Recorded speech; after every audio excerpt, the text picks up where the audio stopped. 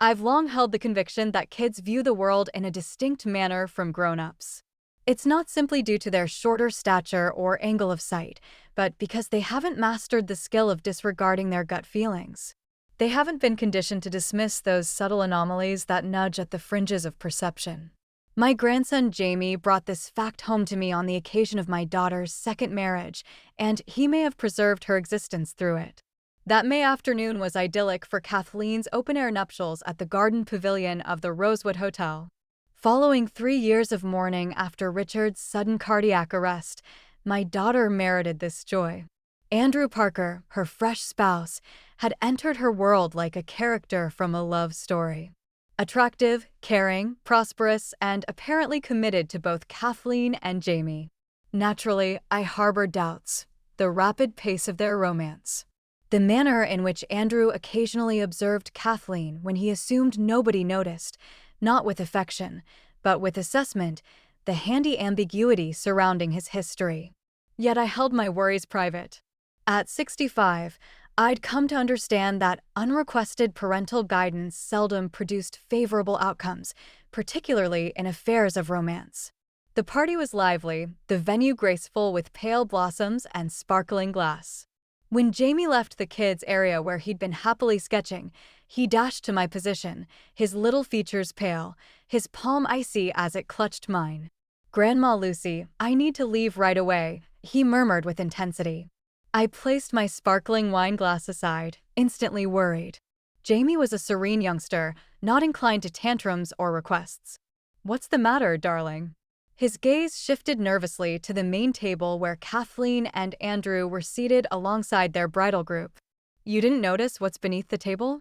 I furrowed my brow, tracing his line of sight. The primary table was covered in ankle-length ivory fabric, decorated with bouquets and shining utensils. Everything appeared normal. Beneath the table, I inquired, attempting to maintain a casual voice despite his evident upset. Jamie bobbed his head emphatically, his tone sinking further. "There's a guy's billfold." It dropped, but it lacks Andrew's image inside. It shows another title and a photo of a separate woman. A shiver coursed through me amid the cozy venue. "Are you positive, Jamie?" "I was engaged in hide-and-seek with Tyler," he clarified, mentioning the young ring carrier. And I crawled under the table and spotted it. The license reads Michael Townsend, not Andrew Parker. And there's an image of him alongside another woman, not my mother. I'd dedicated 3 decades as a criminal psychologist collaborating with authorities, focusing on swindles and deceit prior to stepping down. An element in Jamie's account activated my expert senses. Youngsters Jamie's age seldom invent precise elements like identities. They could conjure creatures or terrors, but not identification papers with coherent alternate identities. "Guide me," I stated, standing up. Quietly, Jamie, he directed me to the main table, where Andrew was involved in lively discussion with his groomsmen, a polished-appearing person called Drake, presented as a longtime university companion. Kathleen was briefly away, probably mingling with attendees at different spots. "Act like you're adjusting my shoelace," Jamie directed with a kid's direct simplicity.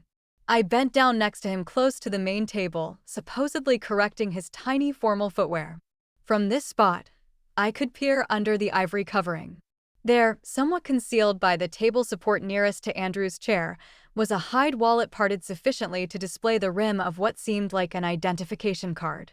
Without contacting it, I could discern the start of a name, Michigan, and the upper part of a picture that was certainly not Andrew. My pulse started racing. During my career, I'd encountered innumerable instances of identity theft and romantic cons. The chance that my daughter had wed a person who wasn't his claimed self propelled excitement through my system.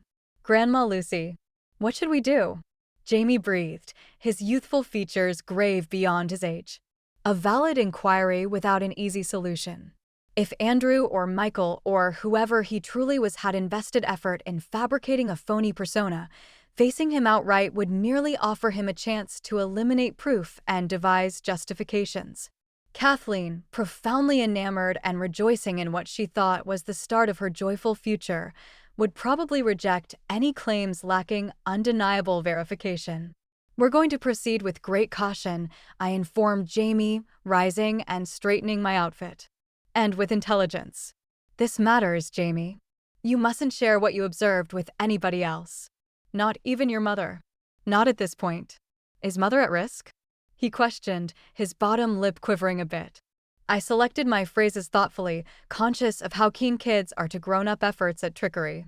I don't believe there's any instant threat, but we must learn more regarding Andrew. You did precisely correctly by informing me. As though called by our quiet talk, Andrew approached personally, bubbly drink in grasp and his dazzling grin displayed. There's my favorite boy, he declared, tousling Jamie's locks. Are you enjoying yourself, pal? I observed my grandson's expression, noting the faint change as he compelled a grin for his fresh stepdad. At 6 years old, he was already acquiring the adult ability of concealing genuine emotions under polite manners.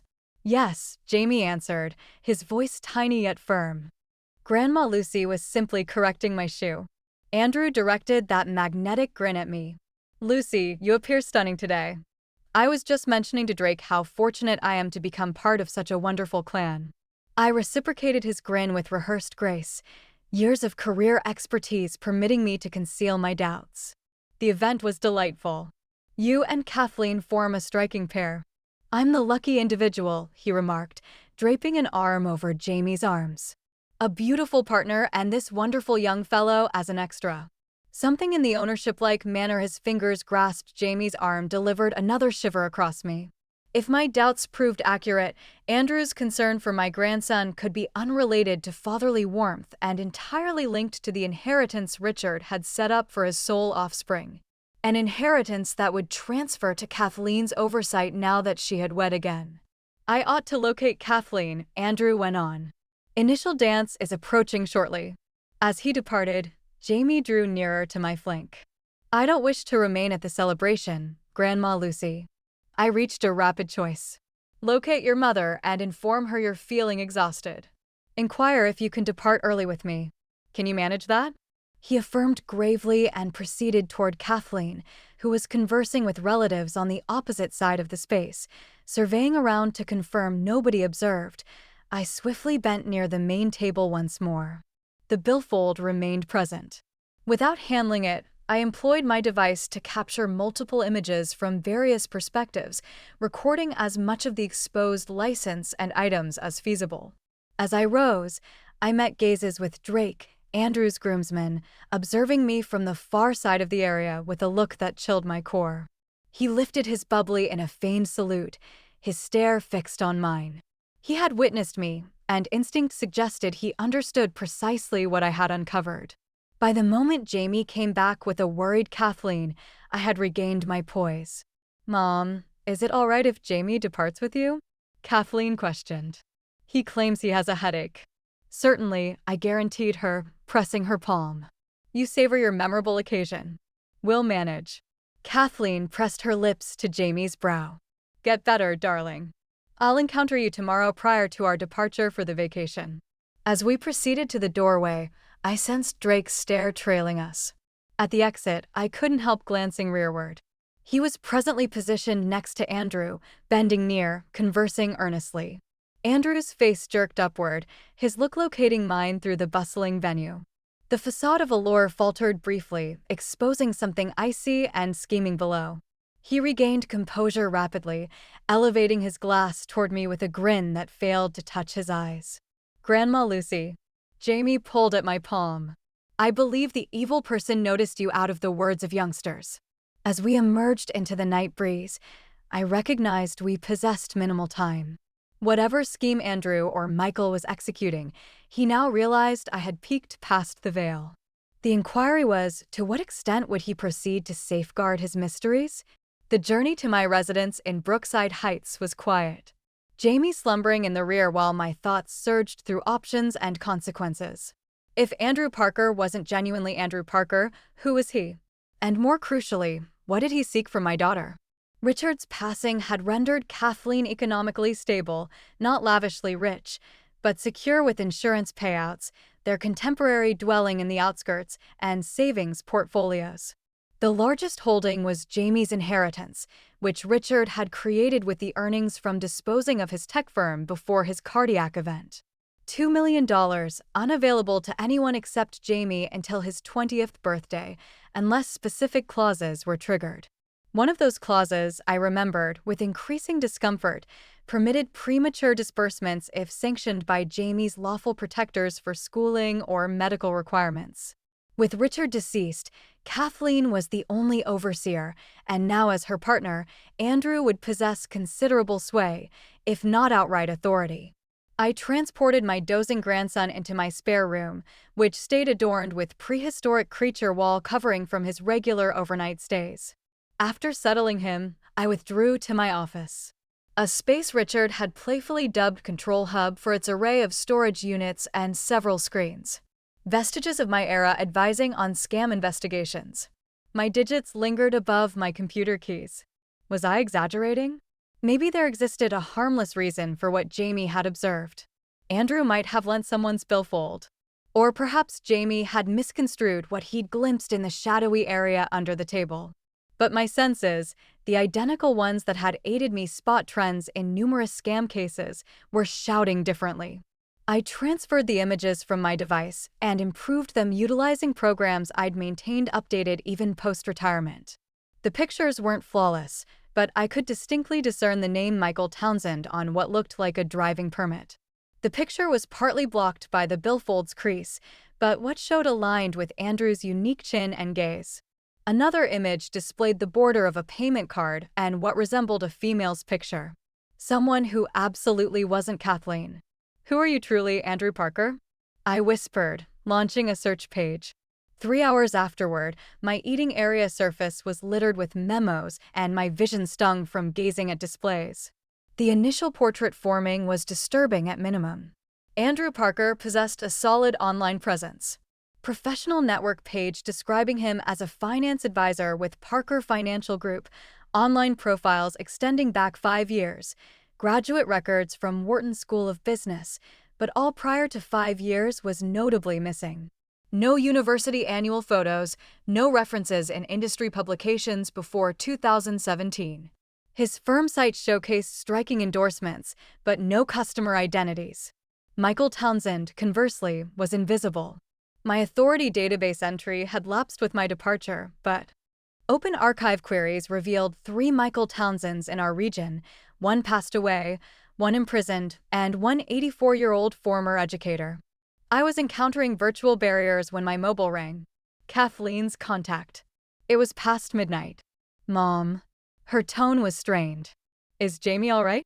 "He's deeply asleep," I confirmed. "Is all well?" It's delayed for a newlywed to contact her parent. A unsteady chuckle. "All is good. It's merely Andrew was anxious about Jamie departing prematurely. He mentioned you appeared disturbed by something." The hairs on my nape rose. Andrew was already laboring to erode my reliability. Typical control method. "Not disturbed whatsoever," I answered cautiously. "Jamie had a headache, nothing more. I'm certain he'll recover after restful slumber." "Did he mention anything to you?" "Regarding Andrew, I indicate." The query surprised me. "Nothing particular." "Why inquire?" "A break then. Andrew believes Jamie could be struggling to adapt to possessing a step-parent. He proposed perhaps Jamie ought to consult a specialist." Warning signals blared in my thoughts. Andrew was acting swiftly to separate Jamie, the sole observer, to his actual persona. "That appears hasty," I stated, preserving my voice balanced. "Jamie has endured much with Richard's loss. Fresh changes require patience." "I understand, but Andrew possesses a companion who focuses on youth mental health. He believes it could assist Jamie express any worries. A companion like Drake, the groomsman who'd observed me with such deliberate curiosity. I required to navigate delicately here. "Let's converse about it upon your return from the trip," I recommended. "Jamie appears entirely normal to me, merely fatigued from the festivities."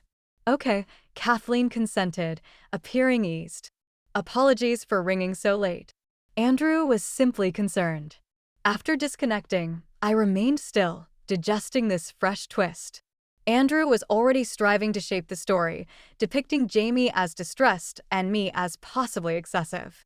The pace of his reaction implied this wasn't spontaneous. It seemed like a backup strategy activating. I resumed my inquiry with heightened urgency. If Andrew had employed this persona previously, there could be trends. Past sufferers. It was almost 3 a.m. when I discovered the initial warning sign. A brief death notice from Pittsburgh from 4 years prior. Eleanor Townsend, 72, departed serenely at residence following a short ailment. She leaves behind her spouse of 11 months, Michael Townsend. Attached was a blurry image of the mourning widower at the service, undeniably Andrew, although with altered hairstyle and spectacles. Additional probing disclosed that Eleanor had been an affluent widow when she'd encountered the considerably younger Michael.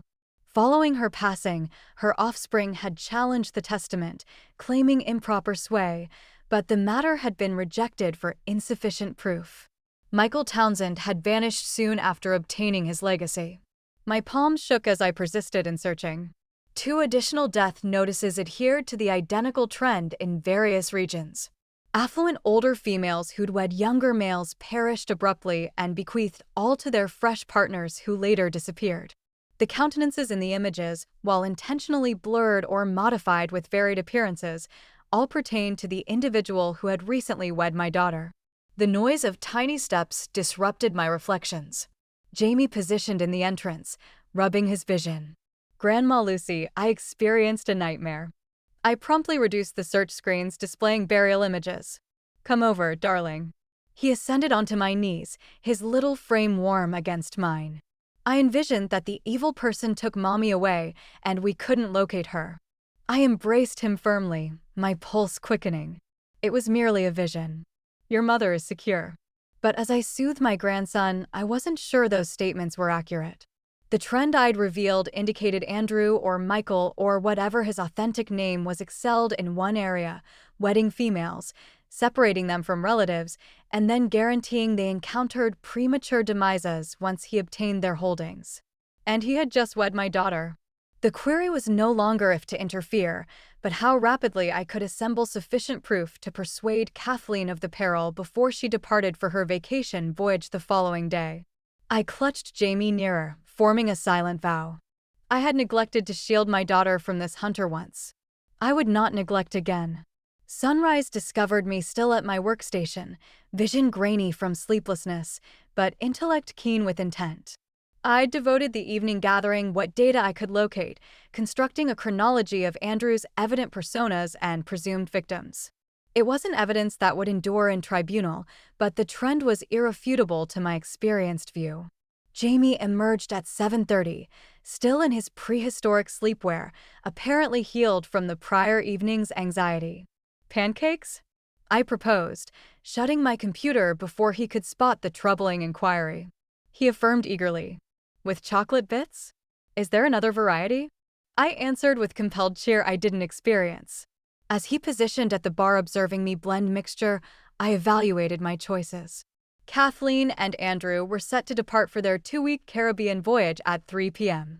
If I confronted her with my doubts lacking absolute proof, I chanced driving her deeper into Andrew's embrace. My daughter had inherited my obstinate trait, and few elements solidified her determination like being informed she was erring. Jamie, I commenced delicately. That billfold you observed yesterday, did you spot anything else about it? Anything whatsoever? He pondered this earnestly while licking cocoa from his digits. It was azure, and it contained numerous cards, and there was a sheet with figures on it. Figures? I turned a pancake, preserving my voice informal. Like a contact number? No, like he creased his forehead. Like when Mommy reviews her banking application, large figures with commas, account figures, possibly, or monetary amounts. Either way, potentially vital data. You possess a strong recall, I informed him, pushing a dish of pancakes over the bar. Mommy says I observe too many elements sometimes. He submerged his meal in sweetener. She says that's why I become anxious frequently. I remembered the way Andrew had promptly recommended Jamie required expert assistance for detecting discrepancies in his stepdad's display. Typical manipulation, causing someone to question their own observations. Observing elements is a special ability, I guaranteed him. It's what renders you unique. As Jamie consumed, I developed a strategy. I couldn't stop Kathleen from departing on her vacation, but I could utilize those 2 weeks to construct a case robust enough to convince her upon return. I required solid proof, verification of Andrew's prior personas, monetary documents, anything tangible that couldn't be rejected as a worried parent's fantasy. My device signaled with a message from Kathleen. Retrieving Jamie at 11. Must complete packing. All right? I responded, all good. Jamie rested soundly. See you at 11. 3 hours. Not extensive, but sufficient to initiate specific actions. After dressing Jamie in clean attire, I kept at my residence for his stays. I placed 2 calls. The initial was to Martin Prescott, a confidential detective who had collaborated with me on countless scam cases before my departure. Lucy Miller, he welcomed cordially. To what do I owe this revival from career demise? I require your assistance, Martin. Promptly and secretly. The previous occasion you stated that we wound up tracing foreign accounts in the Caymans, he observed. I'm curious. I provided him a summarized account of my worries and the restricted data I'd collected. I need all you can discover on Andrew Parker, who might also be Michael Townsend, and possibly other personas. Concentrate on links to deceased affluent females. Good Lord, Lucy, he grumbled. Your daughter wed this individual yesterday. I affirmed darkly. They depart for a voyage this afternoon. 2 weeks afloat, basically unreachable. That's not optimal. Martin's tone became expert. I'll commence investigating right away. Monetary documents, property deals, passing certificates for the suspected sufferers. Anything additional? His groomsman, Drake. No surname that I noted, but he appears to be component of whatever scheme this is. And I need it all swiftly. Martin, when they return from this voyage, I want sufficient proof to persuade Kathleen instantly. Comprehended. I'll contact you.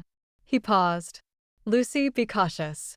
If this individual is what you suspect, he's perilous. My second call was to Judge Sandra Wilson, not merely a past coworker, but a dear companion who had stayed in position after I'd stepped down. Sandy, I need a service, I said after trading greetings. A private one. Those are always the most intriguing sort, she answered. What's occurring, Lucy? I described the circumstance, including my fear that Andrew might try to access Jamie's inheritance. I need to know if there are any lawful methods to temporarily block or safeguard those holdings without Kathleen's awareness, I ended. Just until I can ascertain whether my suspicions are valid. That's intricate, Sandy said reflectively. Without solid proof of misconduct and with Kathleen being the lawful overseer, she exhaled. Let me consult with a colleague in family tribunal. There might be a way to impose a monitoring restriction.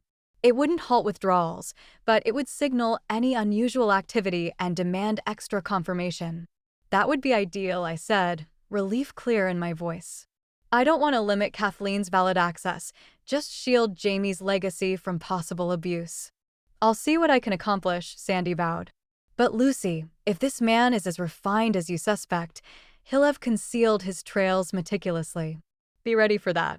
After disconnecting, I located Jamie in the sitting area, unusually silent, as he organized his toy prehistoric creatures in a defensive ring.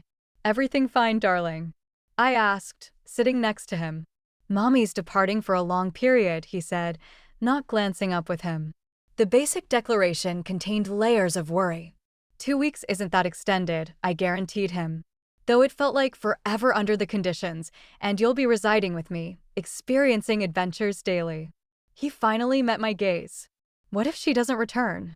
The query stabbed my heart, not just because of a child's parting distress, but because my inquiry had posed the same horrifying possibility. 3 prior spouses had encountered unforeseen endings after wedding the man now known as Andrew Parker. What made me think Kathleen would differ? Your mother will definitely return, I said resolutely, pushing aside my fears. And while she's absent, you and I are going to be very occupied. Doing what? I chose my phrases thoughtfully. Resolving a puzzle, but it has to be our confidential mission. We can't inform anyone, not even your mother at this moment. Can you be my special investigator helper? His eyes expanded with curiosity. Like Sherlock Holmes. Precisely like that. I smoothed his locks, gaining time to phrase my next query suitably for a 6-year-old. Jamie, if you had to locate that billfold again, do you think you could? He pondered this earnestly. Maybe if it's still beneath the table at the lodging. And concept-shaped. Hazardous, but potentially beneficial. The marriage site would be tidying today.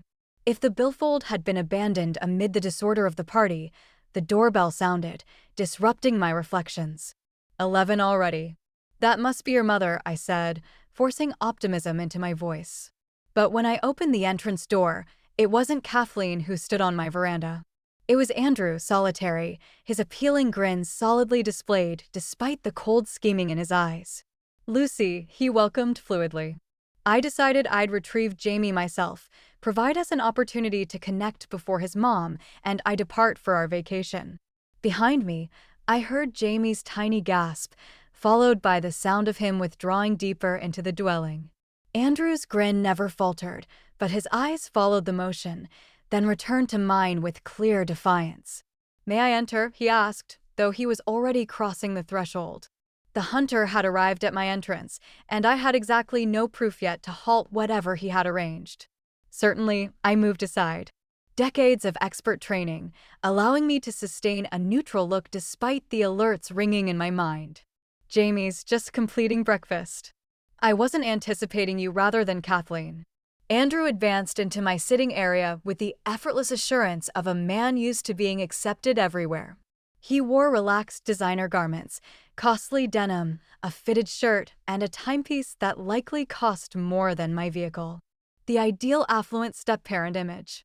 Kathleen's concluding some packing elements, he clarified, glancing around my residence with barely hidden evaluation. I thought this would give Jamie and me some private time before we leave. His gaze lingered on my eating area surface, where thankfully I'd shut my computer and collected my memos. I hope I'm not disrupting anything crucial. Just a peaceful morning following the thrill of the marriage, I answered, shifting subtly to place myself between him and the corridor that led to where Jamie had withdrawn. "Coffee, please." In the kitchen, I intentionally took my time preparing 2 mugs, using these valuable moments to steady myself. Andrew's unanticipated arrival was not accidental. He desired something, data, confirmation that I hadn't identified him, or perhaps merely to assess if I represented a danger to his schemes. When I returned with the coffee, he had settled comfortably on my couch, browsing through his device with apparent nonchalance. "Lovely ceremony yesterday," I remarked, handing him a cup. "Though I noticed several of your kin couldn't attend." A minor probe. According to the marriage agenda, Andrew's parents were deceased and his sole sibling resided overseas. Convenient reasons for their absence. "Yes, Elizabeth's aid work in Sudan made journey impossible," he answered smoothly. She sent her regards. Of course, I sipped my coffee, noting how effortlessly the falsehood emerged from him. My overnight inquiry had uncovered no record of any surviving siblings. "Jamie seemed distressed last night," Andrew proceeded, altering the topic. "Kathleen mentioned he had a headache, but I wondered if there might be more to it." So, here it was. The purpose for his visit. He wanted to ascertain what Jamie had shared with me. "Kids can be overwhelmed by major events," I offered evenly. "Jamie's sensitive. He detects emotions around him." Andrew nodded with fabricated empathy. "That's actually what I wanted to discuss with you, Lucy. As Jamie's grandmother, you obviously have substantial influence in his life, and I respect that." His eyes, cold despite his warm tone, held mine. "But as his new stepfather, I want to ensure we're providing consistent guidance, especially regarding any anxieties he might express." The suggested menace was evident. He was establishing dominance over Jamie's story. Of course, I concurred mildly. Consistency is vital for kids. Exactly. Andrew leaned forward, his facade of charm firmly in place. "Which is why I'm concerned about encouraging any unusual fears or suspicions he might have." Children his age often struggle to distinguish between imagination and reality. Indulging those confusions can be harmful. I thought of the billfold Jamie had seen concrete evidence that was decidedly not imagination and maintained my pleasant expression with effort. "In my professional experience," I replied, letting the reference to my career subtly remind him of my background in analyzing deceptive behavior. Children are remarkably perceptive. They notice inconsistencies that adults often miss. Something flickered across Andrew's face. A momentary crack in his performance. Yes, your background in psychology. Kathleen mentioned that fascinating field, forensic psychology specifically, I clarified. I specialized in confidence schemes and fraud detection before retirement. The patterns of deception are quite distinctive once you know what to look for. Our eyes locked in silent combat. My deliberate message received if his slightly tightened jaw was any indication. Grandma Lucy. Jamie's small voice broke the tension. He stood in the doorway watching Andrew warily. I'm thirsty. Come here, buddy. Andrew's voice transformed, becoming warm and inviting as he patted the sofa beside him. I came to pick you up specially. Excited for your 2 weeks with Grandma while Mom and I are on our trip? Jamie remained rooted in the doorway. I want some juice, please. I moved toward the kitchen. I'll get it, sweetheart. I'm not ready to go yet, Jamie announced, following me and leaving Andrew alone in the living room. In the kitchen, Jamie pressed close to my side. I don't want to go with him, he whispered. I know, I murmured, pouring apple juice while keeping my voice low. But we need to be smart, remember? Like detectives. I knelt to his level. Right now, the best plan is for you to go home and pack your things for staying with me. I'll come pick you up later before your mom leaves. Okay. He nodded solemnly, trusting me despite his obvious reluctance. When we returned to the living room, Andrew was examining a photograph on my mantel. Kathleen, Richard, and Jamie at the beach 2 years ago before Richard's heart attack. Such a lovely family, Andrew commented, replacing the frame. Kathleen was devastated when she lost Richard.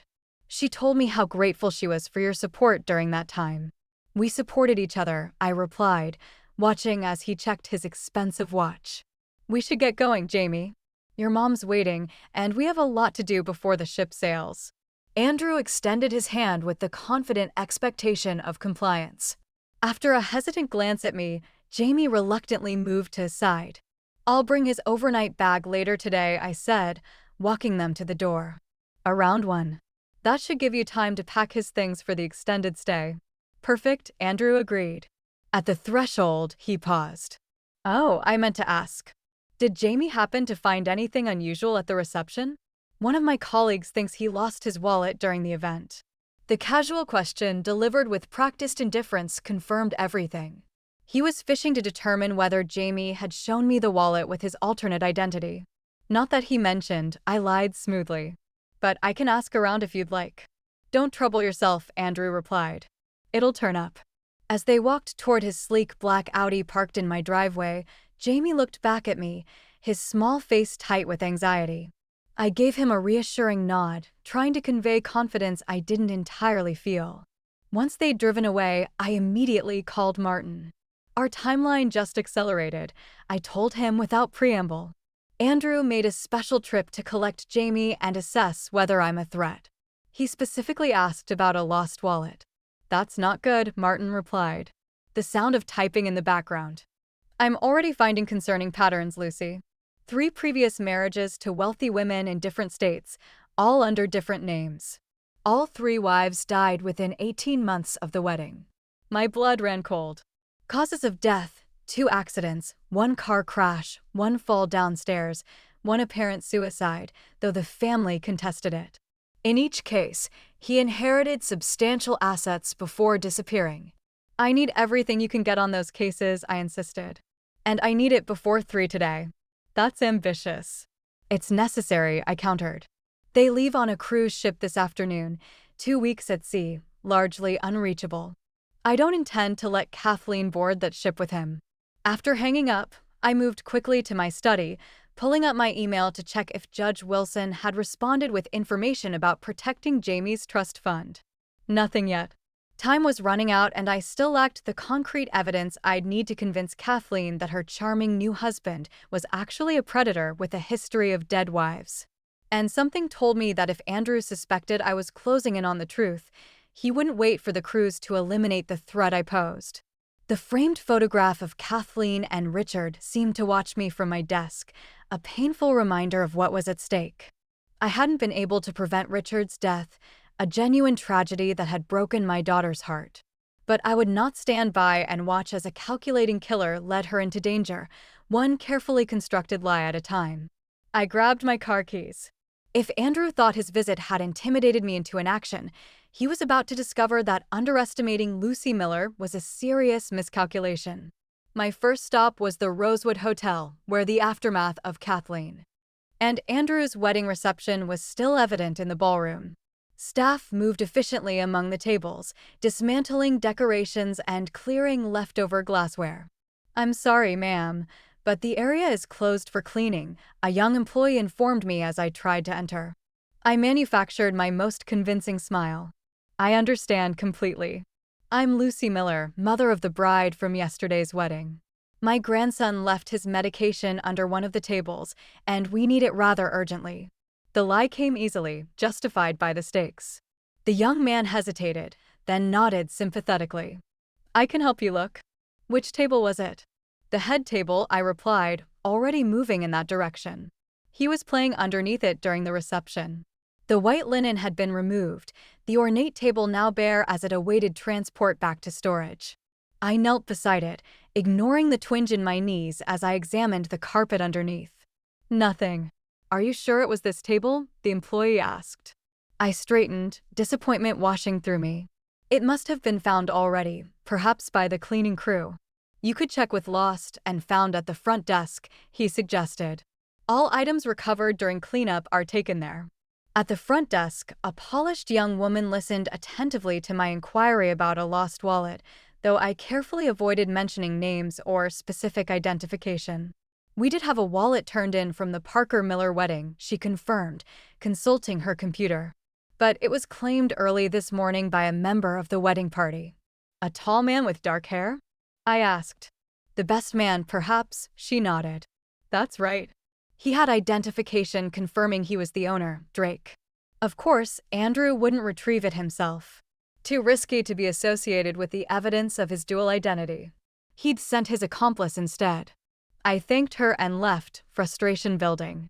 The physical evidence had slipped through my fingers. Without the wallet, I had only Jamie's testimony and my incomplete research. Not enough to convince Kathleen to cancel her honeymoon with a man she believed she loved. In my car, I called Martin again. "Please tell me you found something concrete." "Working on it," he replied, the strain in his voice evident. "I've identified his pattern. He operates on a precise timeline, identifies wealthy targets, usually recent widows or divorcees with assets, establishes a new identity in their social circle, pursues a whirlwind romance, marries quickly, and then begins isolating them from family and friends, and then they die," I concluded grimly. "Not immediately," Martin clarified. "First comes financial consolidation, joint accounts, revised wills, sometimes liquidating assets for investment opportunities. The deaths occur after he secured legal access to everything." "But Kathleen isn't wealthy like Richard was," I pointed out. "Comfortable, yes, but not rich enough to justify this elaborate scheme." "That's what's interesting," Martin replied. "Your daughter fits the profile in every way except one. She's younger than his usual targets. Most were in their 50s or 60s with decades of accumulated wealth." "So, what's different about Kathleen?" I wondered aloud, a chill running through me as the answer materialized. Jamie's trust fund, $2 million, inaccessible to anyone but him until he's 25, unless his guardians approve early distributions for education or health needs. "And with your son-in-law's suggestion that Jamie needs psychological help," Martin trailed off, the implication clear. "He's planning to drain the trust through fraudulent treatment expenses." I finished using a supposed psychological issue as justification. "It fits his pattern," Martin agreed. "I'm still compiling documentation from the previous cases, but there's something else you should know. In each instance, he worked with accomplices, individuals who posed as financial advisors, healthcare providers, or legal counsel to facilitate the fraud." "Like Drake," I said, recalling the best man's calculating gaze. "Exactly. I'm running background on everyone associated with the wedding party." Meanwhile, I've sent you what I've compiled so far on his previous identities. It's not complete, but it's something. I cut in, checking the time. 12:45 already. I'm heading to Kathleen's now. Keep digging, especially on the previous wives' deaths. I need something irrefutable before they leave at 3. Kathleen's house. The beautiful modernist home she'd shared with Richard and now with Andrew sat on a quiet street in the upscale lakeside neighborhood. As I pulled into the driveway, I noticed Andrew's Audi was missing, though Kathleen's SUV remained parked in its usual spot. Jamie opened the door before I could ring the bell, his face brightening with relief at the sight of me. "Grandma Lucy, you came?" "Of course I did," I assured him, stepping inside. "Where's your mom?" "Upstairs, packing," he reported. Andrew left to get something from his office. He said he'd be back at 2. A small window of opportunity. "Is your bag ready for staying with me?" Jamie nodded, pointing to his backpack and small suitcase by the door. "I packed extra underwear like you always tell me to." Despite everything, I smiled. "Good man. Now I need to talk to your mom alone for a few minutes. Can you play in your room while we have a grown-up conversation?" His eyes, so perceptive for his age, searched mine. "Are you going to tell her about the wallet?" "I'm going to tell her some important things," I replied carefully. "And I need you to stay upstairs until I call you." "Okay." He nodded solemnly and headed up the stairs, casting one anxious glance back before disappearing into his bedroom. I found Kathleen in the master suite, folding summer dresses into an expensive suitcase spread across the king-sized bed. She looked up with a smile that faltered slightly at my expression. "Mom, is everything okay? You look serious." "We need to talk," I said, closing the bedroom door behind me. "About Andrew." Her smile disappeared entirely. "Please don't start this." "It's my wedding trip, Mom. I wouldn't be here if it wasn't critically important," I assured her, perching on the edge of the bed. "Kathleen, there are things about Andrew that don't add up." "Concerning things," she sighed, setting down the sundress she'd been folding. "Like what?" "Like the fact that his identity, Andrew Parker, only has records going back 5 years, or the fact that he's been previously married at least 3 times under different names, each time to wealthy women who died unexpectedly within 18 months of the wedding." Kathleen's face flushed with anger. "What are you talking about? Have you been investigating my husband?" "After what Jamie saw at the reception." "Yes," I admitted. "Kathleen." Jamie found a wallet under the head table containing identification for a Michael Townsend with Andrew's photo, but a different name. "This is ridiculous," she snapped. "Jamie has an active imagination, and you're encouraging it. Andrew warned me you might try something like this." Of course he had. He'd been laying groundwork to discredit me from the beginning. "Warned you?" "Kathleen? Think about it. Why would he anticipate objections unless he was hiding something?" "Because he knows how." "Overprotective you are," she retorted. "How you've never thought anyone was good enough for me, not even Richard at first." That stung, because it contained a grain of truth. I had been skeptical of Richard initially, though for entirely different reasons than my concerns about Andrew. "I have evidence," I said, pulling out my phone to access the files Martin had sent. 3 previous wives, all dead under suspicious circumstances, all after he'd gained control of their finances. Kathleen stood abruptly. "I want you to leave now." "Please, just look at this," I urged, holding out my phone. "No." Her voice was ice. "I don't know what's gotten into you, but this stops now. Andrew loves me. We're building a life together, and I won't let your paranoia ruin my happiness again." Again, I echoed, confused. "You did the same thing with Richard," she accused, questioned his intentions, suggested he was using me to advance his career, and you were wrong then, too. I remembered those early concerns, normal maternal caution that had proven unfounded as Richard demonstrated his genuine love for Kathleen.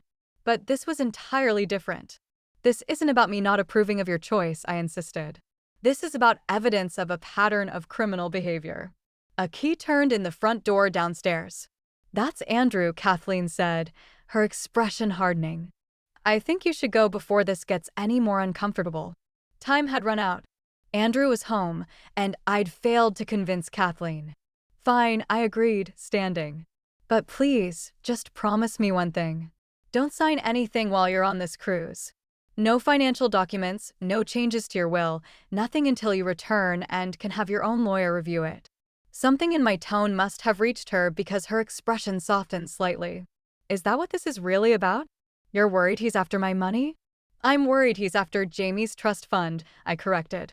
And I'm terrified about what might happen to you once he secures access to it.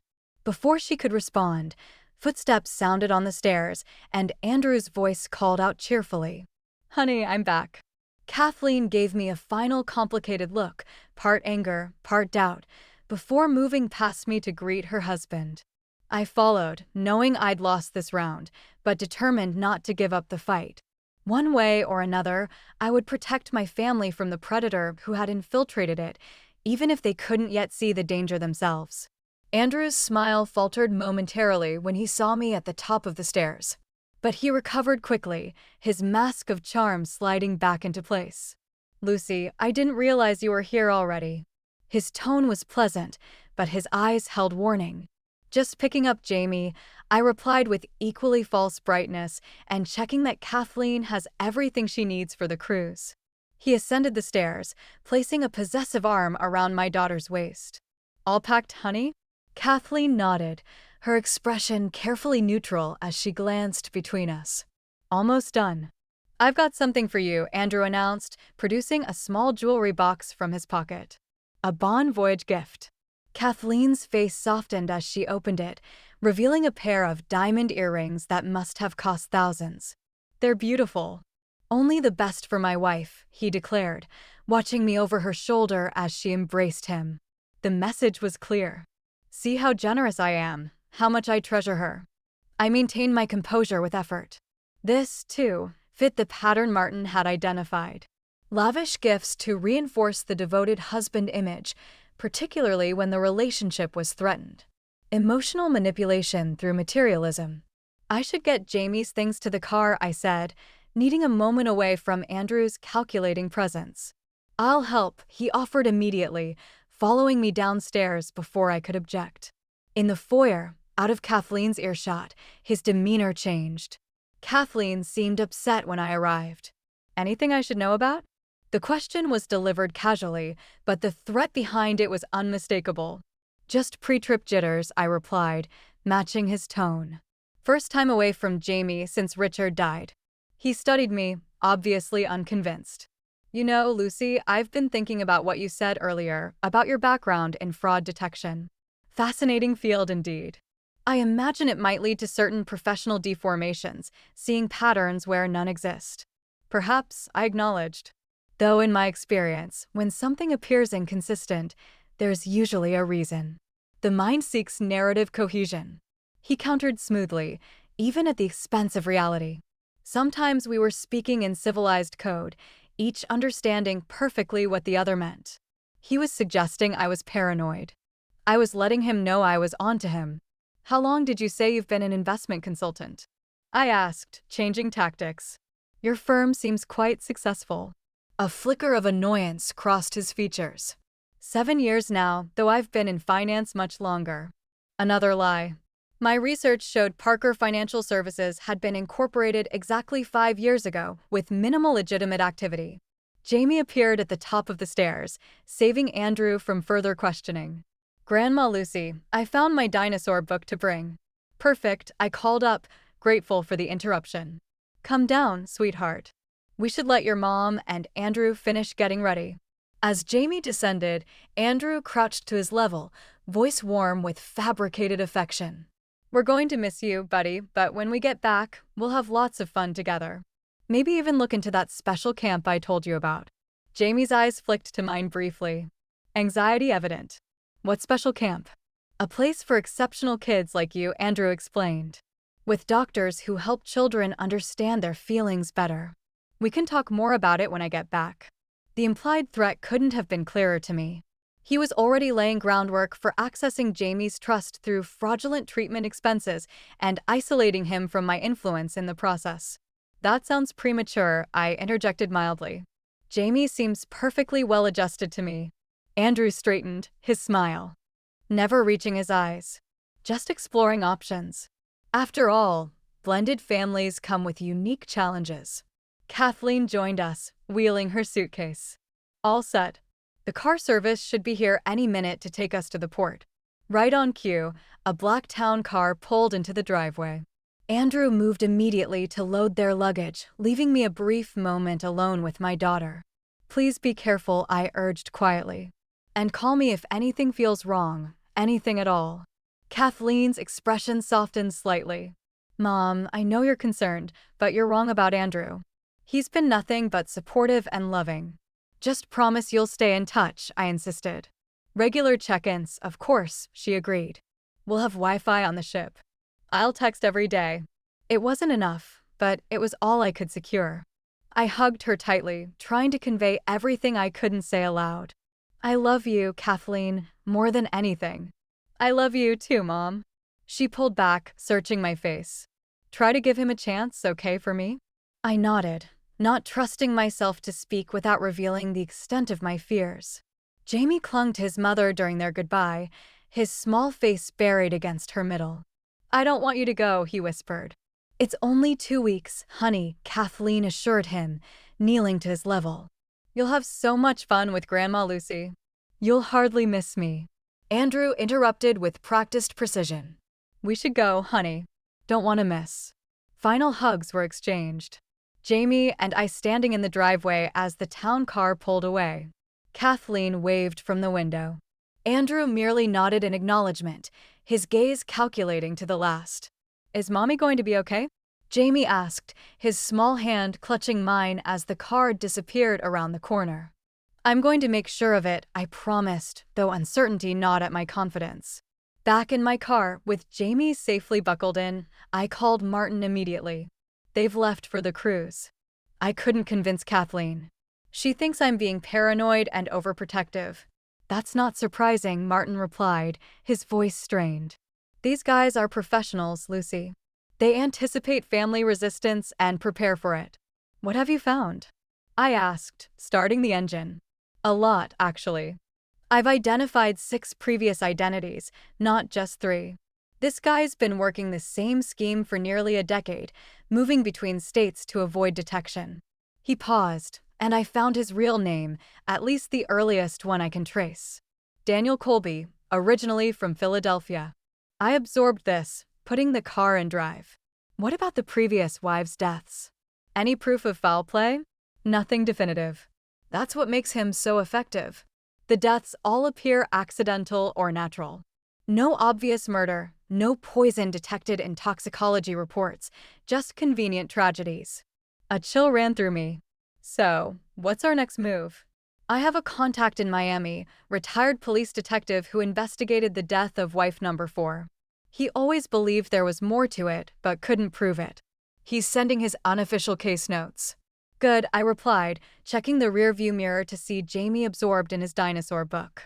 And the accomplices, anything on Drake or others who might be part of the operation working on it. The pattern suggests a network, not a solo operator. I've identified at least 3 recurring associates who appear in different configurations across the previous cases. Drake is likely Alex Mercer, a former financial advisor whose license was revoked for fraud 5 years ago. I thought of the strange request Andrew had made about a special camp for Jamie. Check for connections to any healthcare facilities or practitioners specializing in childhood psychology or behavioral issues. I think they're planning to use Jamie's supposed psychological needs as a way to access his trust fund. Will do, Martin agreed. In the meantime, the cruise ship doesn't sail until 5. They're still in port for another 2 hours. Technically reachable if we find something compelling enough to convince Kathleen. I pressed the accelerator slightly. Decision made. I'm dropping Jamie at my neighbor's house and heading to the port. Send whatever you find directly to my phone. I'm going to try one more time before that ship leaves dock. As I made a sharp U-turn, Jamie looked up from his book. Where are we going, Grandma Lucy? To stop a bad man, I replied honestly, like real detectives do. His small face grew serious. Is Mommy in danger? I considered how to answer, balancing honesty against frightening him unnecessarily. Not right now, I said carefully. But Grandma needs to make sure it stays that way. Jamie nodded solemnly. Then you better hurry. From the mouths of babes, I thought grimly, pressing the accelerator further as we raced toward what might be my last chance to save my daughter from the predator she had unwittingly married. The port of Miami's cruise terminal bustled with activity, passengers streaming aboard massive ships, porters maneuvering luggage carts, families taking last-minute photos before departure. I parked haphazardly in the short-term lot, leaving Mrs. Henderson from next door watching Jamie with explicit instructions to allow no one else to pick him up under any circumstances. The Caribbean princess dominated the horizon, a floating city preparing for departure. Passengers were still boarding, wheeled luggage in tow, faces bright with vacation anticipation. I checked the time. 4:15. 45 minutes until sailing. My phone buzzed with a message from Martin. Sending critical files now. Former associate from Boston case agreed to testify. Police reopening investigation into wife number 2's accidental fall. Seconds later, my email pinged with a substantial attachment. Evidence compiled over Martin's frantic day of investigation. I scanned it quickly while half jogging toward the terminal, focusing on the most damning components. Financial records showing systematic draining of previous wives' accounts. Autopsy reports with subtle inconsistencies highlighted. Photographs of Andrew with different names in different cities, always accompanied by wealthy older women who later died under questionable circumstances. Most critically, Martin had included a sworn statement from a former accomplice who had fallen out with Daniel Colby after a disagreement over proceeds from one of the earlier schemes. The testimony detailed their methodology, the network of associates who provided false professional credentials, and Daniel's chilling indifference when discussing his deceased wives. It wouldn't stand up in court yet, but it might be enough to make Kathleen pause. I approached the security checkpoint breathless. I need to speak with a passenger before the ship departs. It's an emergency. The uniformed agent regarded me skeptically. Do you have a boarding pass, ma'am? No, I'm not traveling. I just need to deliver critical information to my daughter. I'm sorry, but only ticketed passengers can proceed beyond this point, he recited, clearly accustomed to similar requests. Desperation fueled inspiration. My daughter accidentally took her medication in her luggage. Medication she needs every 6 hours for a serious heart condition.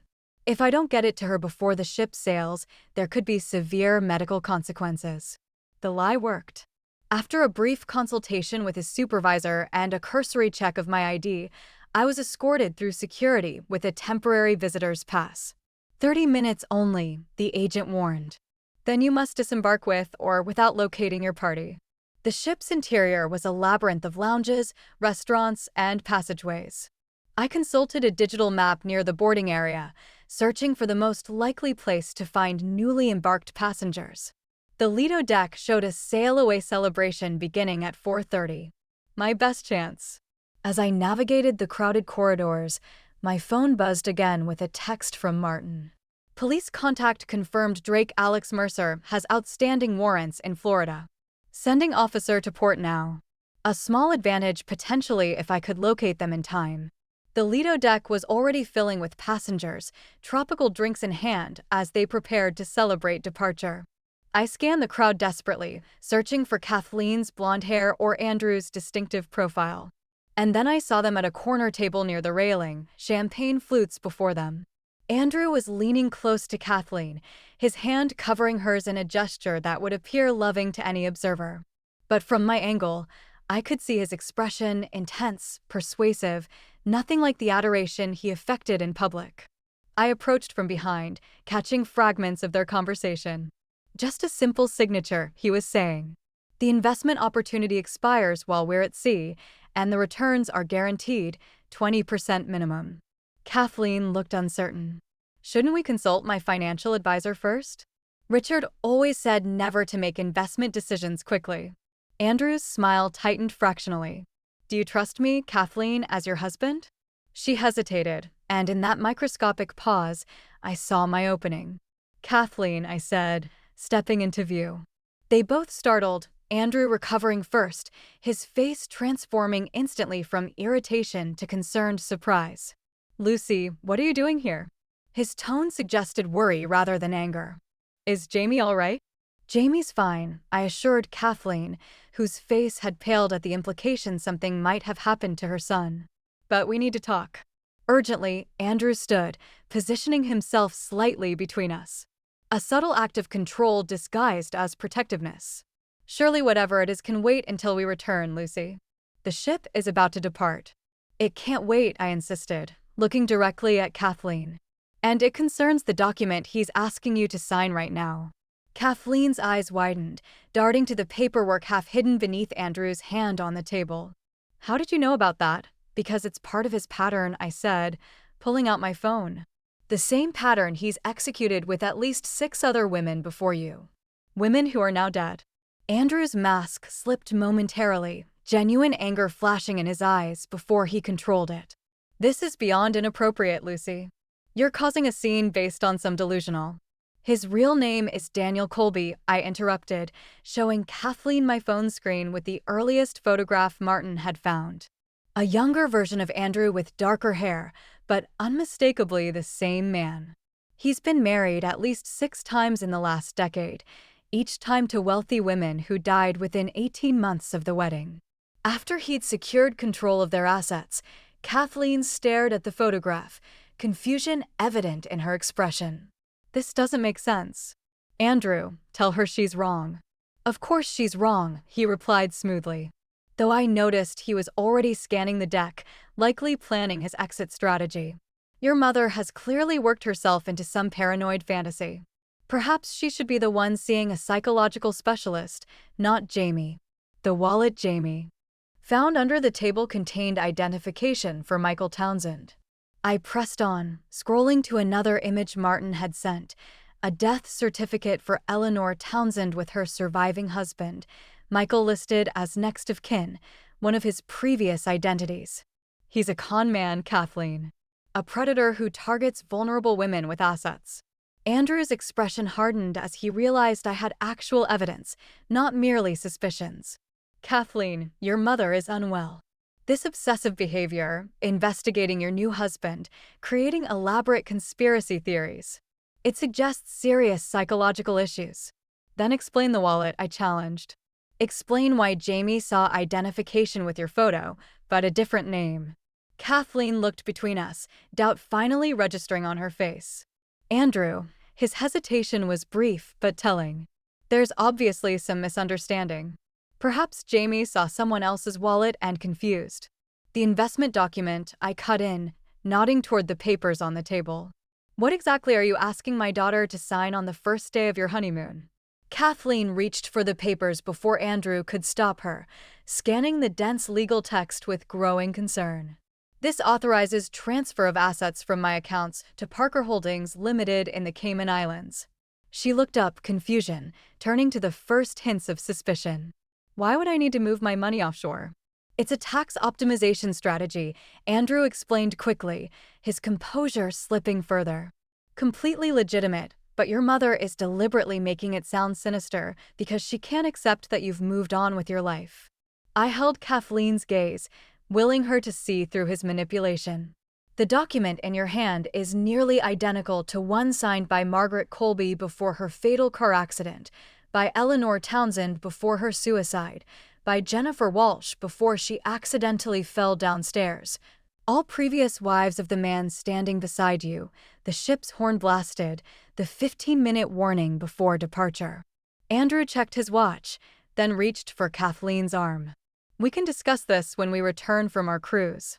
Lucy clearly needs help, but causing a public spectacle won't solve anything. Kathleen pulled her arm away, her expression hardening. I want to see the rest of the evidence, Mom. I'll show you everything, I promised. Relief washing through me at this first sign of her trust. But we need to leave the ship now. It's not safe for you to be alone with him, especially at sea.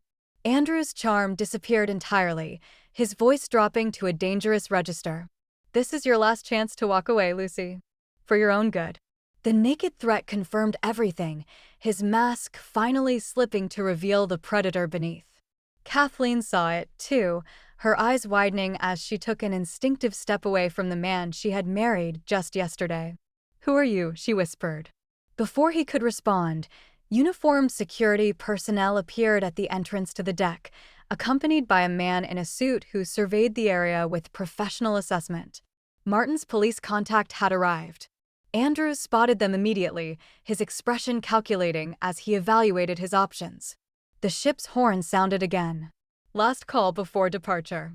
This isn't over, he said quietly, looking directly at me with cold promise. Then he turned and moved swiftly toward the opposite exit, abandoning the pretense entirely. Kathleen stood frozen, the investment document still clutched in her hand as the reality of her situation began to sink in. "Mom, what just happened?" "The beginning of the truth," I replied, putting my arm around her shoulders. "Let's get off this ship. There's a police officer here who needs to speak with us."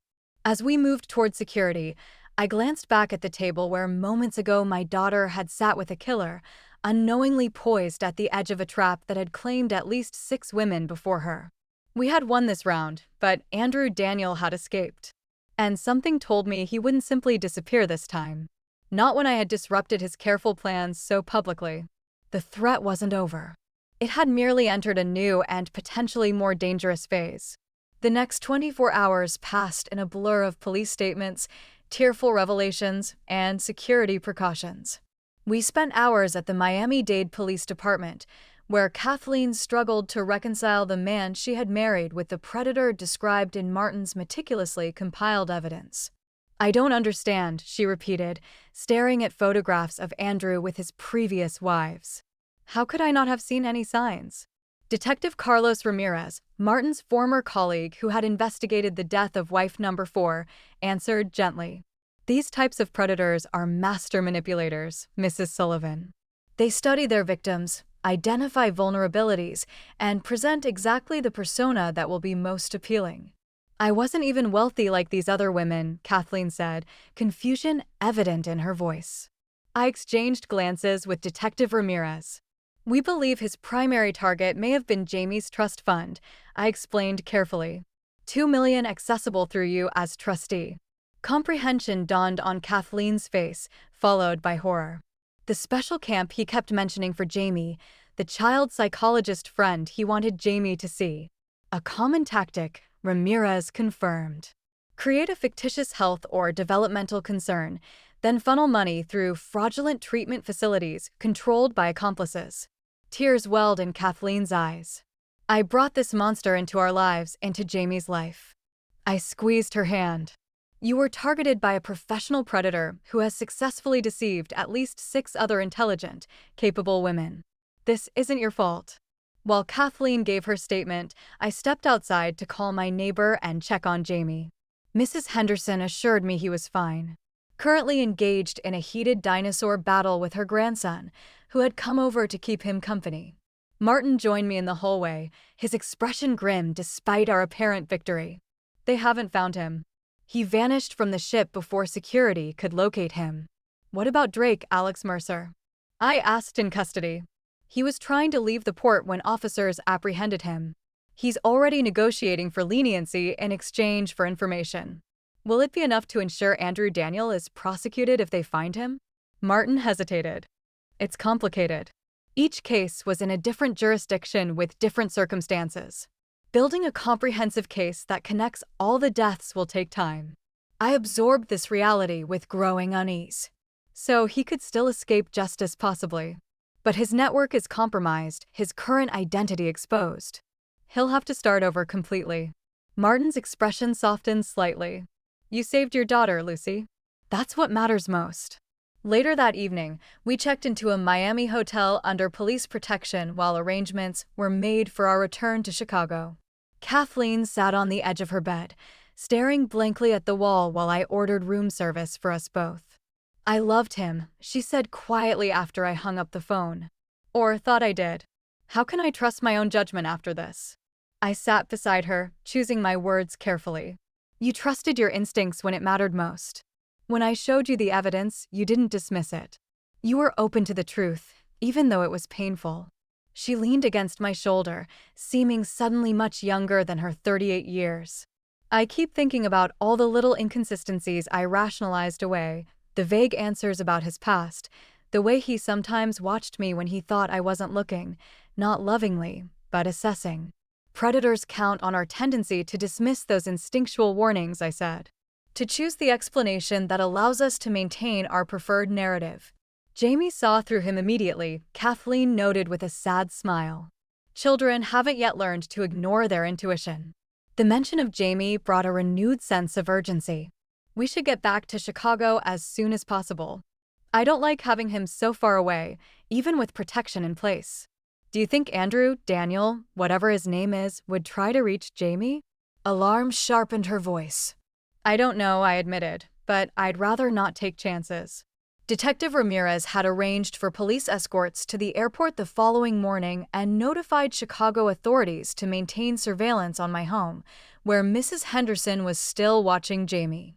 But protection details couldn't last indefinitely. Eventually, we would have to return to normal life, even with a dangerous man potentially seeking revenge. My phone rang. Martin again. Drake's talking, he reported without preamble. And it's worse than we thought. Apparently, Daniel's operation is larger than anyone suspected. He has at least 2 other active identities in different states with different accomplices. A parallel operation? I clarified, stepping into the bathroom so Kathleen wouldn't overhear this disturbing development. Exactly. And Drake claims he doesn't know the details of these other operations. They're compartmentalized for security. But he did confirm our suspicion that some of the previous wives' deaths were deliberate, though carefully staged to appear accidental. A chill ran through me. Murder for profit. Drake is willing to testify that Daniel directly caused at least 2 deaths.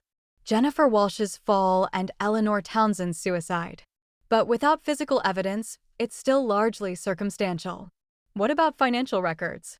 There must be a paper trail showing where the money went after each death. That's the other bombshell, Martin continued. According to Drake, there's a central repository of all their documentation, insurance policies, wills, bank transfers, everything that would definitively link all the cases together and prove premeditation.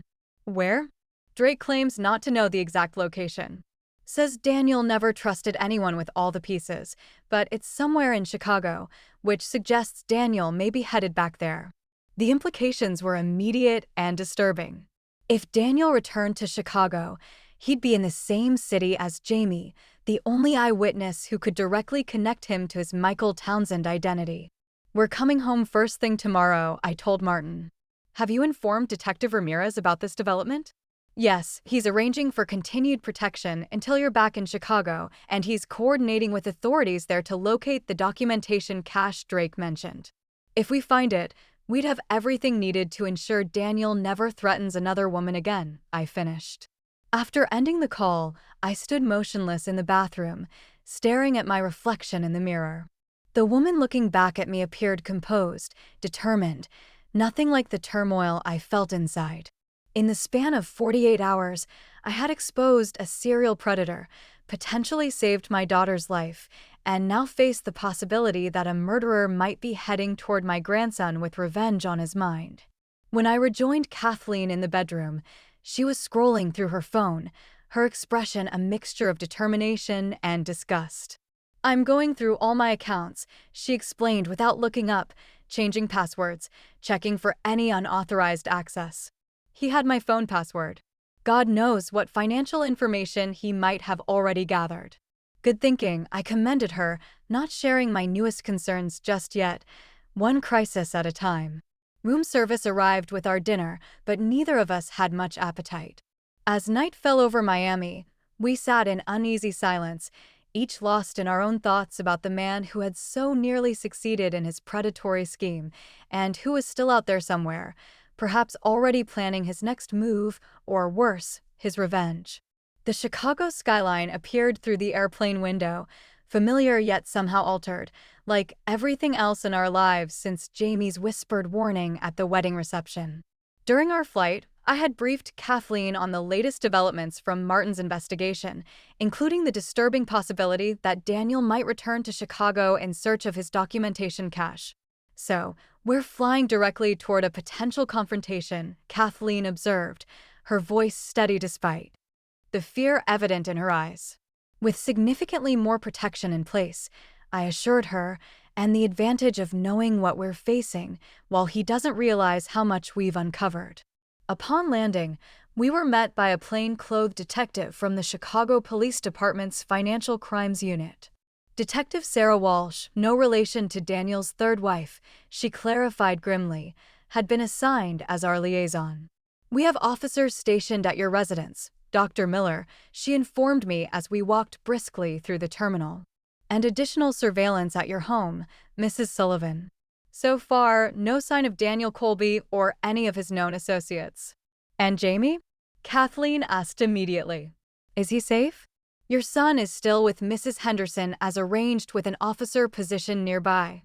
We thought maintaining his routine would be less frightening than a formal protective custody situation." I nodded appreciation. "What about the search for Daniel's documentation repository?" "We're working on that," Detective Walsh replied. "Based on information from Drake or Alex Mercer as we know him, we've identified several possible locations, commercial storage facilities, safety deposit boxes, even a private office Daniel maintained under yet another alias." In the secure police vehicle that transported us from the airport, Kathleen stared out the window at the familiar streets of Chicago, her expression hollow. "I keep thinking about the moment I said, 'I do,'" she confessed quietly. "How happy I felt, how certain I was that I'd found someone to build a life with after Richard." I squeezed her hand, having no words that could adequately address the magnitude of her betrayal. My brilliant, capable daughter had been systematically deceived by a practiced predator, a man who had likely already been planning her demise, even as he'd pledged eternal love. "I want to see Jamie first," Kathleen decided as we approached the city center. "Before we go home or talk to more police, I need to hold my son." Detective Walsh nodded understanding and redirected our driver toward Mrs. Henderson's address in my neighborhood. "We'll maintain the escort. Standard procedure until we have Colby in custody." Mrs. Henderson's modest bungalow looked exactly as it always had. Flower boxes blooming with petunias, American flag by the door, worn welcome mat proclaiming, "Wipe your paws." The normality of it provided strange comfort after days of extraordinary danger. Jamie burst through the front door before we had fully exited the police vehicle. His small body launching into Kathleen's arms with such force she staggered slightly. "Mommy, you came back early."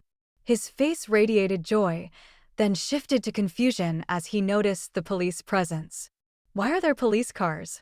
"They're helping us with something important," Kathleen explained, holding him tightly. "Did you have fun with Mrs. Henderson?" "We made cookies and watched dinosaur movies," he reported, and her grandson Tyler showed me his rock collection.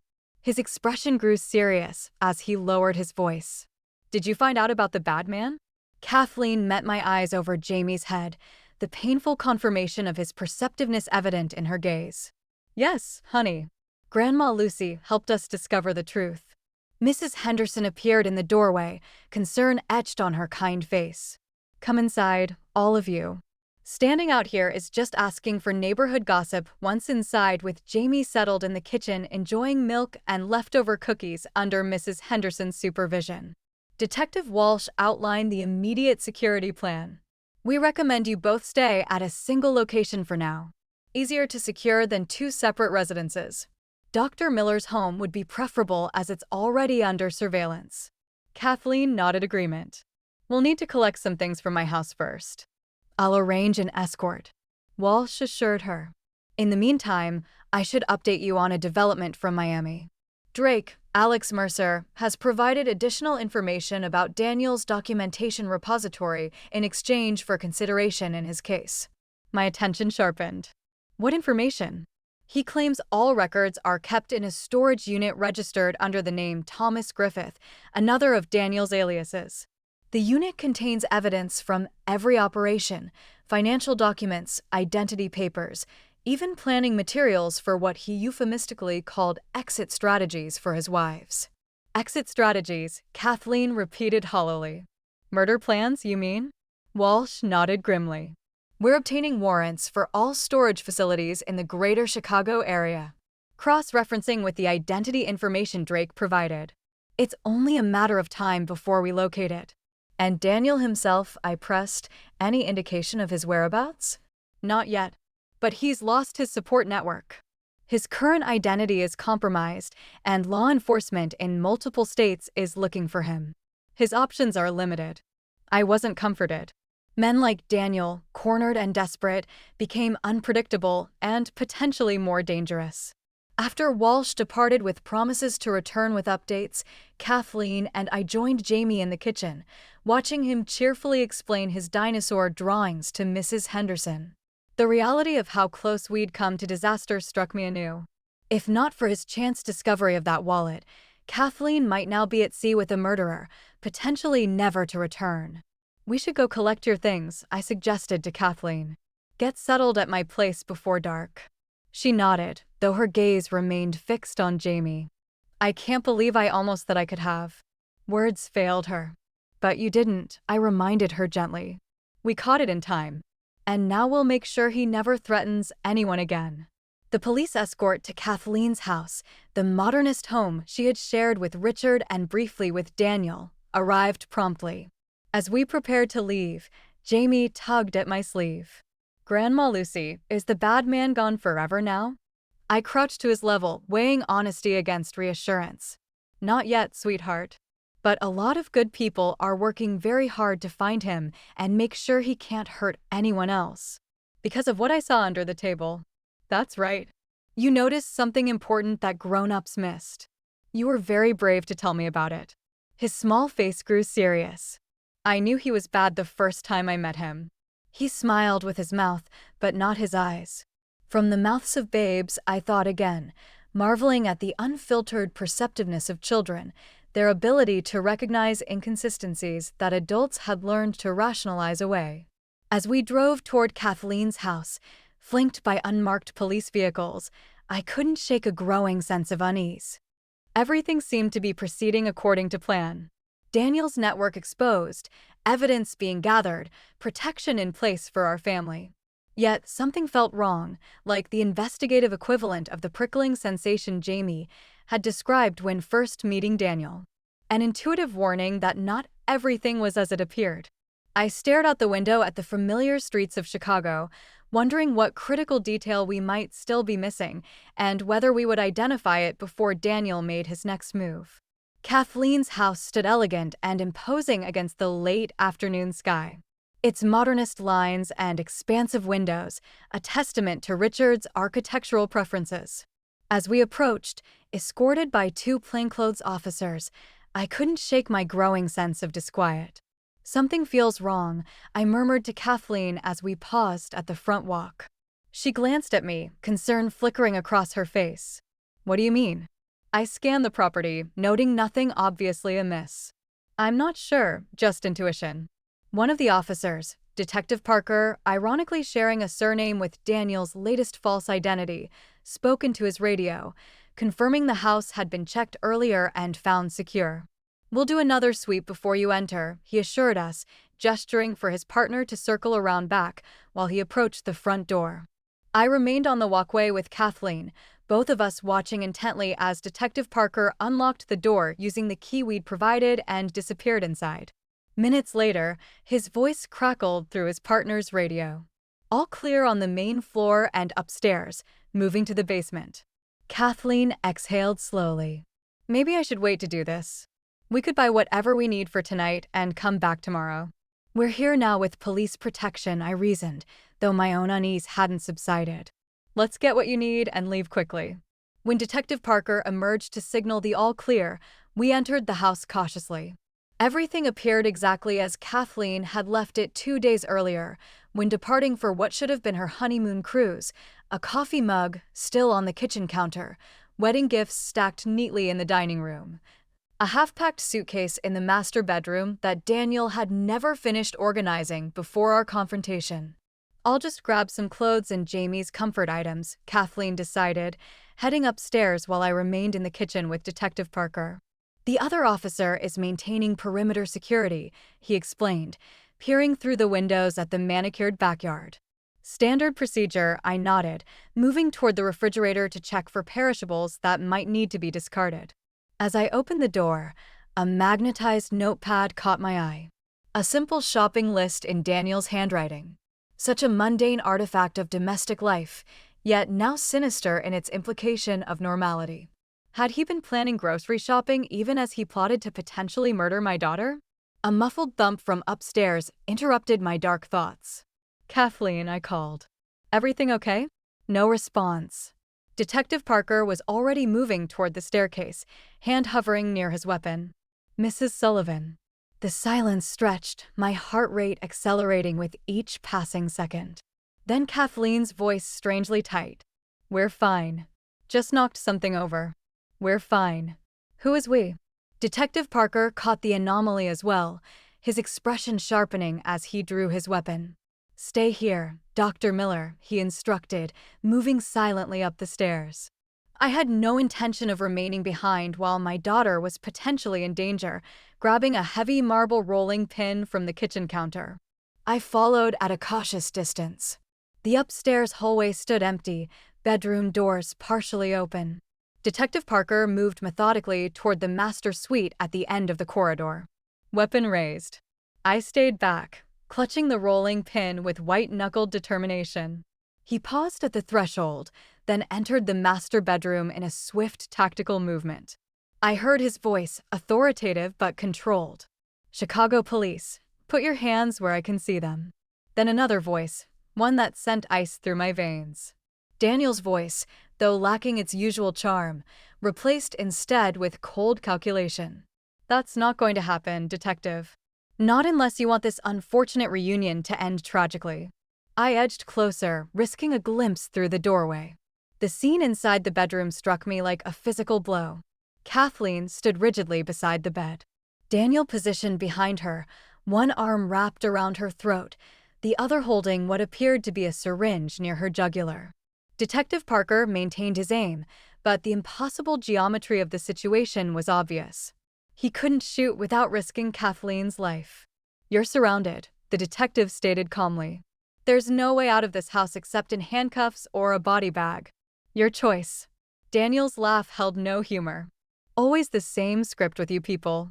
So predictable. His gaze shifted, noticing me in the doorway. Lucy, the meddling mother-in-law. Please join our little standoff. After all, you're the reason we're here, aren't you? Let her go, Daniel, I said, surprising myself with my steady voice. It's over. Drake is in custody talking to authorities. They know about all your previous wives, the financial schemes, everything. Something dangerous flashed in his eyes. Drake always was weak, but he doesn't know everything. Not nearly. He pressed the syringe closer to Kathleen's neck, making her wince. Do you know what's in this, Lucy? With your forensic psychology background, you might appreciate the elegance. Succinylcholine causes complete paralysis, including respiratory muscles. Death appears to be natural cardiac arrest, virtually undetectable in standard toxicology after a few hours. Daniel, Kathleen began. Shut up, he snapped. I had such plans for us, Kathleen. You weren't supposed to be like the others. Just a simple extraction of the boys' trust fund, and then an amicable divorce. But your mother couldn't leave well enough alone, could she? My mind raced, analyzing options, searching for vulnerabilities in his position or psychology. The storage unit, I said suddenly. Thomas Griffith's unit. They found it, Daniel. All your documentation, your records, the evidence connecting you to each death. His expression flickered. Uncertainty, then recalculation. You're bluffing. Drake told them everything. I continued, taking a careful step into the room despite Detective Parker's warning glance. The warrants were executed this morning. They have your planning materials for Jennifer Walsh's accident. Eleanor Townsend's suicide. What did you call them? Exit strategies. Daniel's grip on Kathleen tightened, his composure fracturing further. Stop moving, Lucy. I'm not going to prison. Not for those women. Not for anything. There's no other ending now, I said, continuing my slow advance, the rolling pin partially concealed against my leg. The only question is whether you add Kathleen's murder to the charges, guaranteeing yourself a death penalty, or whether you surrender and retain some negotiating leverage with prosecutors. His eyes darted between me, Detective Parker, and the windows, assessing escape routes that didn't exist. I could almost see the calculations running behind his eyes, the cost-benefit analysis of different violent scenarios. Even if I let her go, I'm looking at multiple life sentences, he said finally. Not much incentive to surrender. You're overlooking something important, I replied, now within 10 feet of them. You've never been caught before, never had to face consequences. Don't you want to show the world how brilliant you were? How you operated undetected for years, outwitting authorities across multiple jurisdictions. A flicker of narcissistic pride crossed his features. The weakness I'd been probing for. All confidence men shared this Achilles heel. Their overwhelming belief in their own exceptional intelligence. Nobody else knows the full scope, he acknowledged, the syringe wavering slightly as his focus shifted to this new consideration. Not even Drake. Exactly, I encouraged. Only you can reveal the true genius behind the operation. Otherwise, you're just another footnote. Your methods misunderstood or attributed to others. For a crucial moment, his ego wrestled with his survival instinct, just long enough for Kathleen to make her move. With a sharp backward thrust of her elbow into his solar plexus, she created momentary separation between them. I lunged forward, swinging the rolling pin with every ounce of strength I possessed, striking his wrist with a crack that sent the syringe flying across the room. Detective Parker moved instantly, tackling Daniel to the ground as I pulled Kathleen clear of the struggle.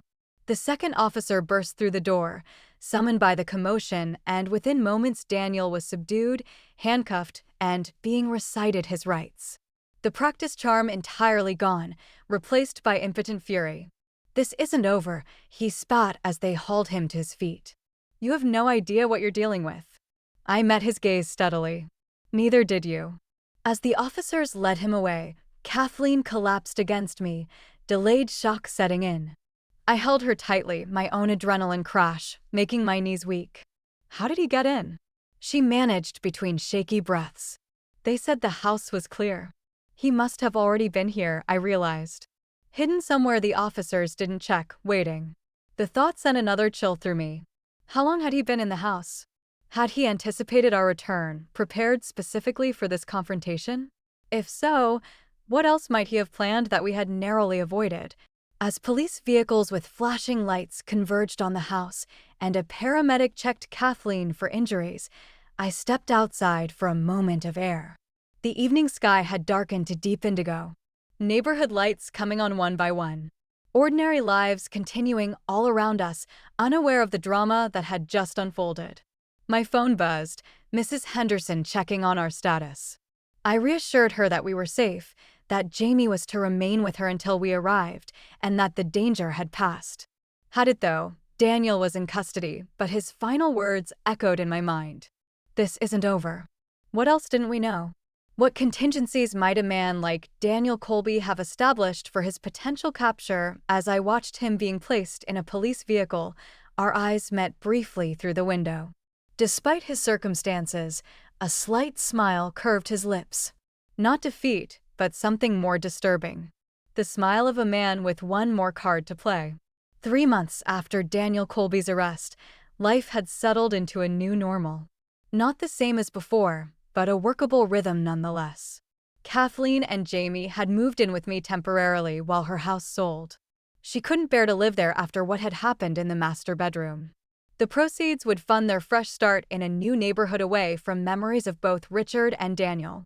The case against Daniel expanded weekly as investigators connected dots across states and jurisdictions, 6 confirmed marriages, 4 suspicious deaths, millions in stolen assets. Drake's testimony had indeed been invaluable, though his deal with prosecutors ensured he would serve minimal time compared to his former associate. On a crisp fall morning, Detective Walsh arrived at my home with a cardboard box and a grim expression. "We've finished processing the storage unit," she explained as I led her to the kitchen where coffee waited. "Most items are still in evidence, but these personal effects were cleared for return to your family." I examined the box's contents, photo albums and keepsakes from Kathleen's house, items seized during the initial investigation to determine what Daniel might have tampered with. Among them, I was surprised to find Richard's old leather-bound journal, something I hadn't even realized was missing. We found this hidden in a false bottom of Daniel's closet organizer, Walsh explained, noticing my focus on the journal. Forensics confirmed his fingerprints throughout. He appears to have studied it extensively. A chill ran through me as I gently opened the journal, recognizing Richard's meticulous handwriting. My late son-in-law had kept detailed records of his thoughts, business decisions, and family matters, including, I now realized, with growing horror, comprehensive notes about Jamie's trust fund, family birthdays, personal histories, and private jokes. He used this to study them, I said quietly, to become the perfect partner for Kathleen. He knew exactly what she missed about Richard, what she valued, what would resonate with her emotionally. Walsh nodded grimly. Classic predator methodology, but executed with exceptional thoroughness. The storage unit contained similar research materials for each of his targets. He left nothing to chance. I continued paging through the journal, stopping abruptly at an entry from shortly before Richard's death, a routine medical checkup noting elevated blood pressure, a new prescription, and a scheduled follow-up appointment that never occurred because of his fatal heart attack 3 weeks later. A terrible suspicion bloomed. Detective, was there any evidence in Daniel's records regarding Richard's death?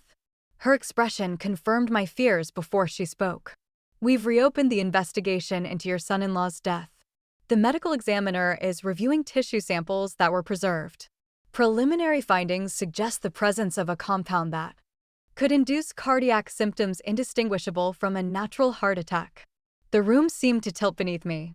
He murdered Richard to create his opportunity with Kathleen. We believe so. Daniel's records included surveillance notes on your daughter and her family dating back nearly 6 months before Richard's death. Walsh hesitated. There's more. Daniel wasn't working alone on this operation. Drake. Beyond Drake, she corrected. Someone much closer to the situation. Someone who helped identify targets and provided inside information that would have been otherwise inaccessible. A knock at the front door interrupted us. Walsh tensed slightly, hand moving instinctively toward her concealed weapon. Expecting anyone? Just the estate attorney, I assured her, checking my watch.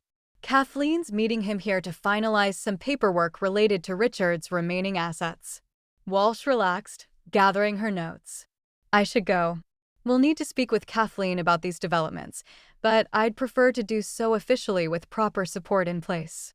I nodded understanding, seeing her to the door where Charles Whitman, Richard's longtime attorney and family friend, waited on the porch.